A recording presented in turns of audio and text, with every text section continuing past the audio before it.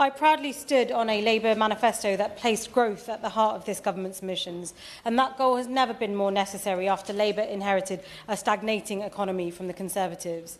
In turbulent economic and diplomatic climate that we find ourselves in, it would be inexplicable not to recognise our geographically and economically closest trading partner, the European Union, as a key partner for growth. I'm pleased this government has set to seek a reset with the European partners, and the next step is the upcoming EU-UK summit. I too was part of the UK-EU Parliamentary Partnership Assembly, we travelled to Brussels with many other colleagues here. We were welcomed as friends and allies, and they were pleased that Britain was back as a partner.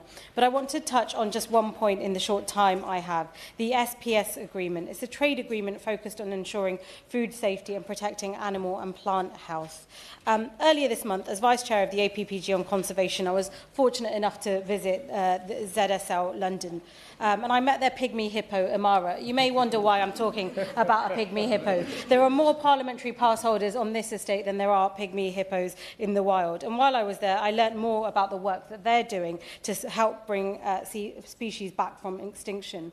By working across borders, ensuring genetically diverse and healthy populations exist, organisations like ZSL and their partners around the world are actively bringing species back from the brink, ranging from the scimitar horned oryx to the Partula snail, which just a few weeks ago was downlisted from being extinct in the wild to critically endangered.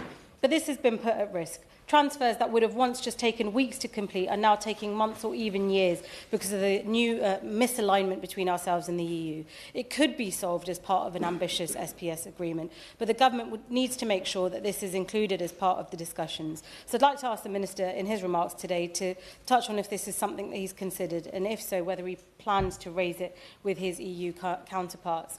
It may sound like a small change, but it's one that could have species-defining consequences for us and our planet. Thank you.